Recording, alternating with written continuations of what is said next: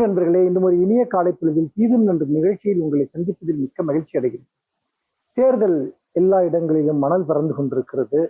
இந்த சூழ்நிலையில் தேர்தல் பிரச்சாரத்தில் எந்தெந்த கட்சிகள் எந்தெந்த வாக்குறுதிகளை அளிக்கின்றன, அவருடைய தேர்தல் அறிக்கையினுடைய முக்கிய அம்சங்கள் என்ன என்பது ஒரு பெரும் விவாத பொருளாகி இருக்கிறது. இந்த சூழ்நிலையில் தான் திராவிட முன்னேற்ற கழகத்தினுடைய தேர்தல் அறிக்கை, அது முன்வைக்கக்கூடிய மகத்தான பல திட்டங்கள், அதை பற்றித்தான் நாம் இந்த நாட்களில் இந்த நிகழ்ச்சியில் நாம் பேசிக் கொண்டிருக்கிறோம்.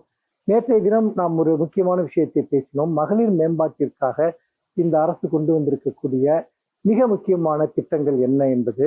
அதன் தொடர்ச்சியாக 2 மிக முக்கியமான திட்டங்களை பற்றி இங்கு நான் குறிப்பிட விரும்புகிறேன். அதாவது கடந்த 5 ஆண்டு கால திராவிட மாடல் ஆட்சியின் போது இந்த கொண்டு வரப்பட்ட திட்டங்களில் மிக முக்கியமான ஒரு திட்டம் தோழியர் விடுதிகள். தோழியர் விடுதிகள் என்பது இந்த விமன்ஸ் ஹாஸ்டல். உங்களுக்கு தெரியும், ஒரு நகரங்களில் வேலை தேடி வரக்கூடிய பெண்களுக்கு ஒரு சுகாதாரமான உணவு, இருப்பிடம் ஆகியவற்றை ஒரு நியாயமான குறைந்த கட்டணத்தில் வழங்கக்கூடிய இடம் என்பது ஒரு மிகப்பெரிய பிரச்சனையாக இருந்தது. அதிலும் குறைந்த வருவாய் உள்ள பெண்களுக்கு தங்களுக்கான தங்குமிடம் எங்கே என்பது ஒரு பெரிய கேள்வியாக இருந்தது. ஆனால் விமன் எம்பவர்மெண்ட் என்று வருகிற போது மிக முக்கியமாக சிறு கிராமங்களிலிருந்தோ சிறு நகரங்களிலிருந்தோ பெருநகரங்களுக்கு வேலை தேடி வரக்கூடிய அந்த பெண்களுக்கு இந்த தோழியர் விடுதிகள் என்பவை ஒரு மிகப்பெரிய நல்வாய்ப்பாக அமைந்திருந்தன என்பதை பார்க்கிறோம். பல இடங்களில் இந்த தோழியர் விடுதிகள் திறக்கப்பட்டன. அவை நல்ல சுகாதாரமான காற்றோட்டமான இடங்களில் நல்ல வசதிகளுடன் நல்ல உணவு, தரமான உணவுடன் அந்த விடுதிகள் அமைக்கப்பட்டிருந்தன என்பதையும் நாம் பார்க்கிறோம். அப்படி பார்க்கிற போது பெண்களுக்கு இருந்த ஒரு மிகப்பெரிய ஒரு சுமை இந்த தோழியர் விடுதிகளின் மூலமாக அகன்றது என்று சொல்லலாம். பெண்கள் வேலைக்கு வருகிற போது அவர்களுக்கு தன்னம்பிக்கை அளிப்பதும் அவர்களுக்கு தேவையான ஒரு சூழலை உருவாக்குவதும் மிக மிக முக்கியம். அந்த வகையில் தான் இந்த தோழியர் விடுதிகளை இப்பொழுது மேலும் விரிவுபடுத்தி பல இடங்களிலும் கொண்டு வருவதற்கான ஒரு வாக்குறுதியை திராவிட முன்னேற்ற கழகத்தினுடைய தேர்தல் அறிக்கை நமக்கு தருகிறது. இன்னொரு மிக முக்கியமான அறிவிப்பு பெண்கள் நலன் சார்ந்து இந்த தேர்தல் அறிக்கையில் இடம்பெற்றிருக்கிறது. அதுவும் வேலைக்கு போகும் பெண்கள் தொடர்பானவைதான். அதாவது தமிழ்நாடு முழுக்க 1000 குழந்தைகள் காப்பகங்களை அமைக்கப் போகிறோம் என்று இந்த அறிக்கை கூறுகிறது. வேலைக்கு போகும் பெண்களுக்கு, அதுவும் இதுபோல இந்த ஒற்றை குடும்பங்களாக இருக்கக்கூடியவர்கள், கூட்டு குடும்பங்கள் இல்லாமல் தனி குடும்பங்களாக இருக்கக்கூடியவர்கள், அந்த இளம் தாய்மார்களுக்கு குழந்தைகளை, அதாவது இளம் குழந்தைகளை எங்கே விட்டு செல்வது என்பது ஒரு மிகப்பெரிய பிரச்சனையாக இருக்கிறது. ஒரு குறிப்பிட்ட நாட்களுக்கு மேல் நீங்கள் அந்த பேறுகால விடுப்பு எடுக்க முடியாது. அப்படிப்பட்ட சூழ்நிலையில் பல சமயங்களில் பல இடங்களில் பெண்கள் தாங்கள் வேலைக்கு போவதை கூட விட்டுவிட்டு குழந்தைகளை பாதுகாக்கிற ஒரு நிலைக்கு தள்ளப்பட்டிருக்கிறார்கள். ஆனால் பெண்களினுடைய அந்த ஒரு எம்பவர்மெண்ட், அவர்களுடைய சுயசார்பு எந்த விதத்திலும் பாதிக்கப்படக்கூடாது. குழந்தை வளர்ப்பு என்கிற ஒரு விஷயத்திற்காக அவர்கள் தங்களுடைய பணியை இழக்கக்கூடாது என்பதற்காக 1000 குழந்தைகள் காப்பகங்கள் தமிழ்நாடு முழுக்க வரப்போகின்றன. பெண்கள் தங்களுடைய குழந்தைகளை வேலைக்கு செல்கிற போது பாதுகாப்பாக அந்த காப்பகங்களில் விட்டு செல்லலாம். அங்கு அவர்களுக்கு தேவையான விளையாட்டு, உணவு, மற்ற எல்லா விஷயங்களும் அங்கு அளிக்கப்பட இருக்கின்றன. இதை விட பெண்கள் நலனை ஒரு அரசு எப்படி பாதுகாக்க முடியும்? வேலைக்கு போகும் பெண்களுக்கு ஒரு புறம் தோழியர் விடுதிகள், இன்னொரு புறம் அவர்கள் குழந்தைகளை பாதுகாப்பதற்கு இது போன்ற குழந்தைகள் காப்பகங்கள் என்று ஒரு பிரம்மாண்டமான ஒரு திட்டத்தை அறிவித்திருக்கிறது. ஏற்கனவே செயல்படுத்தி வரக்கூடிய விடியல் பேருந்து, அதே போல மகளிர் உரிமை தொகையை 2000 ரூபாயாக உயர்த்துவது, மாணவிகளுக்கான அந்த தொகையை 1500 ரூபாயாக உயர்த்துவது, மகளிர் சுய உதவி குழுக்களுக்கான கடன்கள், விடியல் பேருந்து, இந்த திட்டங்களோடு இதையும் இணைத்து பார்த்தால் பெண்களுக்கு எல்லா வகையான தேவைகளையும் நிறைவேற்றக்கூடிய ஒன்றாக, இன்னும் சொல்ல போனால் சானிட்டரி நாப்கின் வழங்கக்கூடிய மிஷின்களை இன்னும் நிறைய இடங்களில் அமைக்கப் போகிறோம் என்று கூட இந்த தேர்தல் அறிக்கையில் கூறப்பட்டிருக்கிறது. ஒரு முழுமையான பெண்களுக்கான ஒரு மிகப்பெரிய விமன் லிபரேஷன் மேனிஃபெஸ்டோ என்று இந்த தேர்தல் அறிக்கையை கூறலாம். இது நிச்சயமாக பெண்களின் ஆதரவுடன் ஒரு மகத்தான வெற்றியை இந்த அரசு மீண்டும் பெறப்போகிறது என்பதில் எந்த ஐயமும் இல்லை. மீண்டும் இன்னும் ஒரு புதிய சிந்தனையோடு உங்களை சந்திக்கிறேன். நன்றி, வணக்கம்.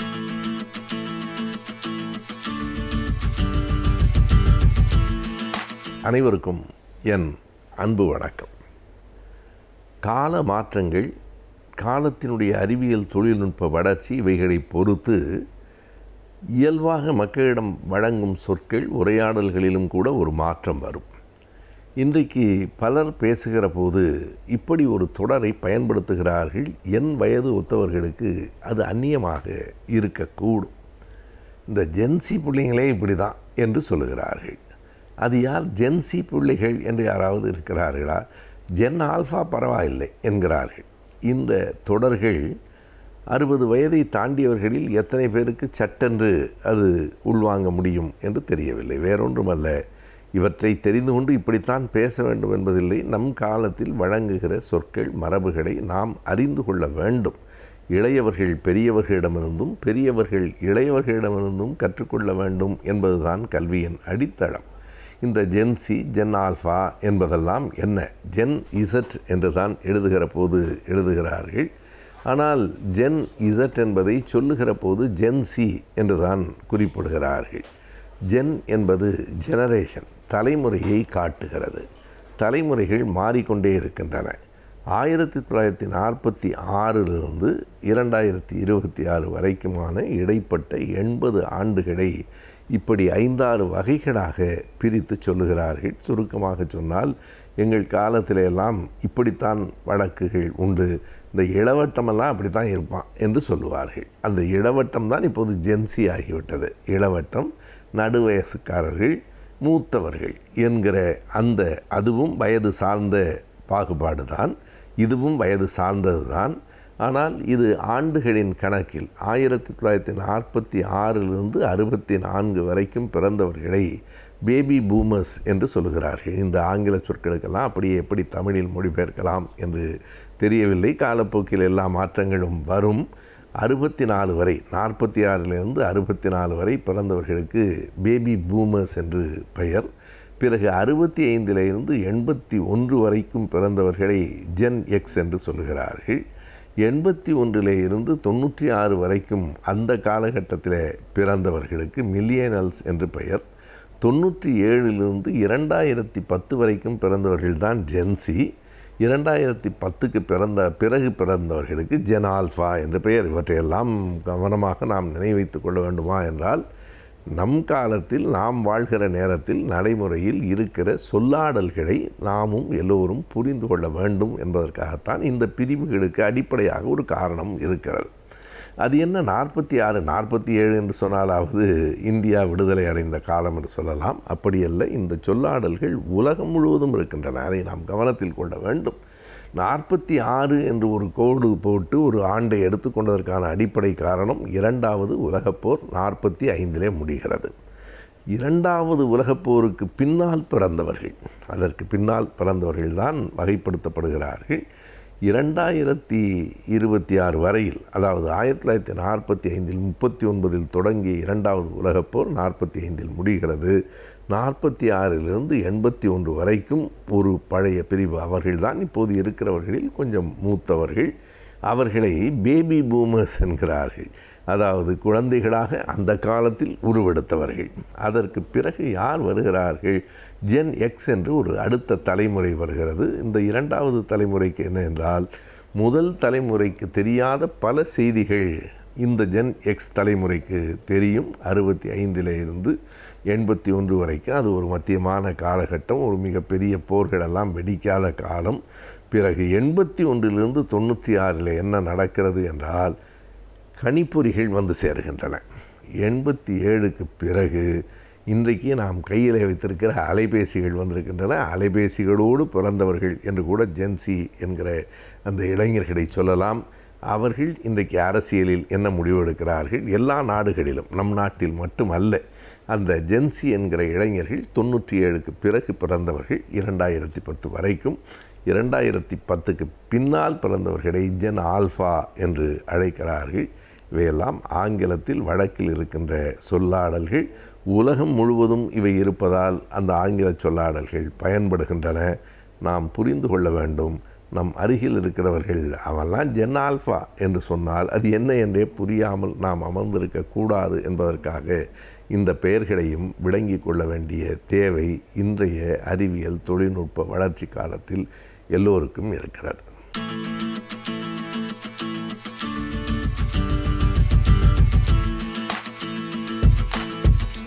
வணக்கம் நேயர்களே.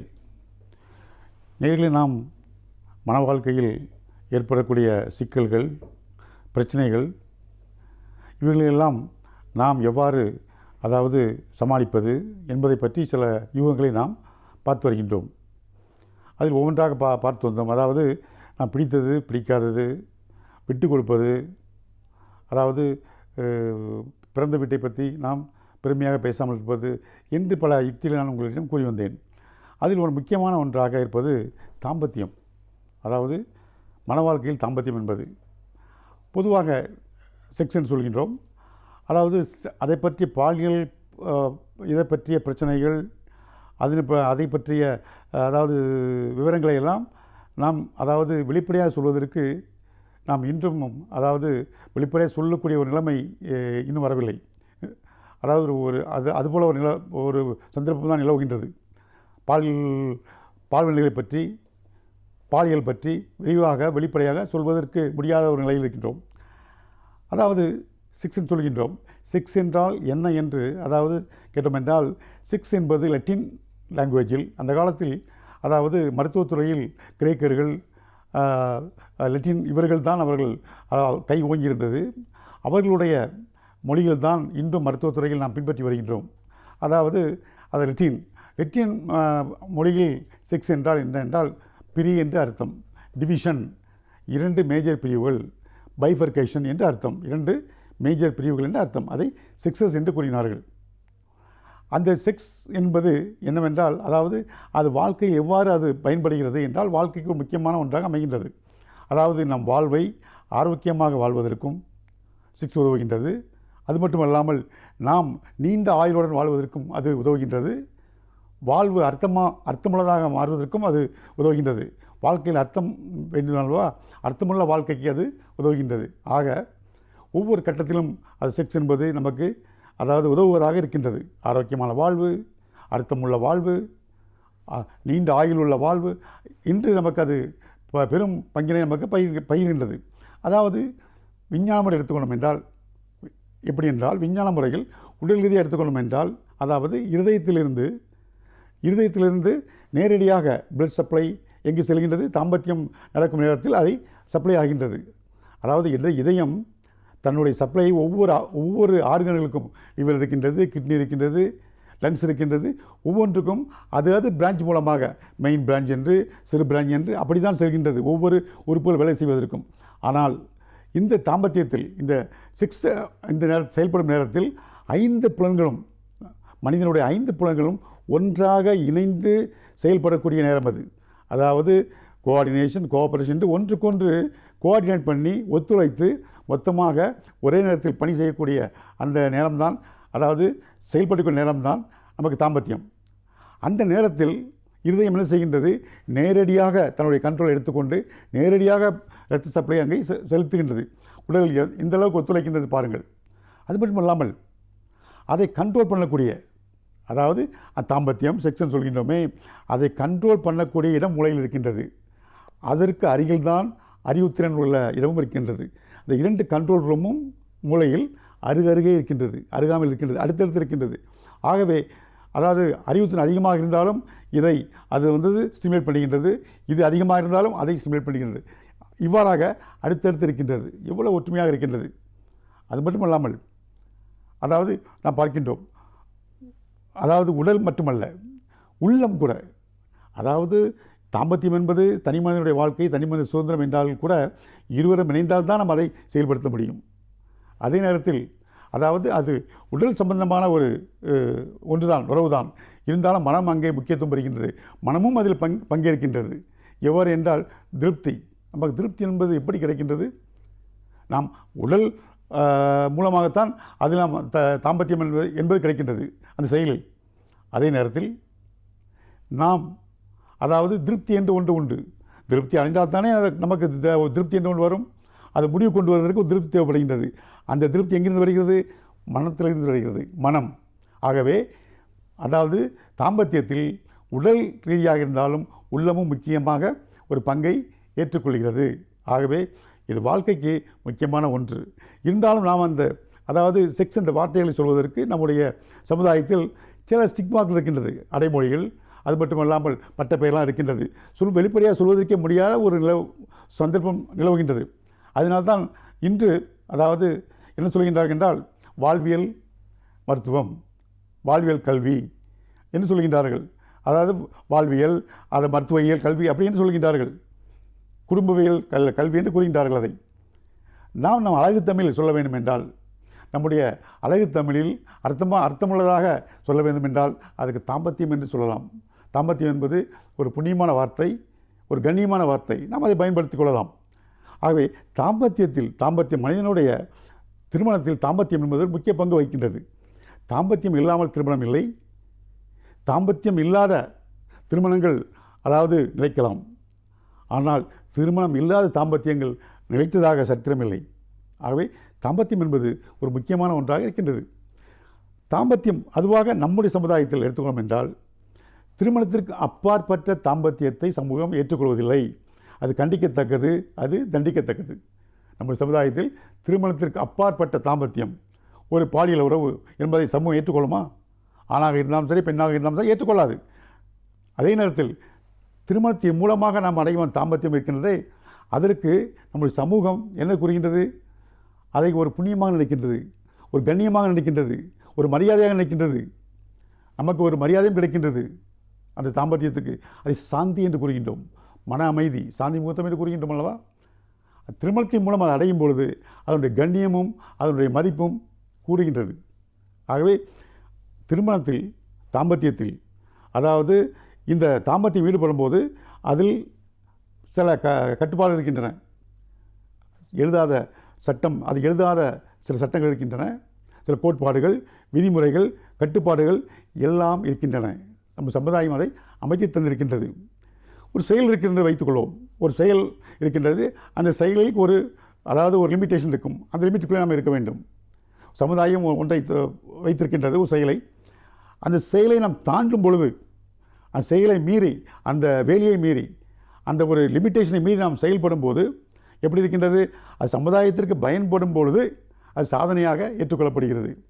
சமுதாயத்திற்கு பயன்படாத இருக்கும் பொழுது, சமுதாயத்திற்கு தீங்கு விளைக்கும் போது அது தண்டனைக்குரியதாக ஆகிறது. ஆகவே சமுதாயம் நாம் அதை தவறு என்றும் சரி என்றும் அதை தீர்மானிக்கின்றது.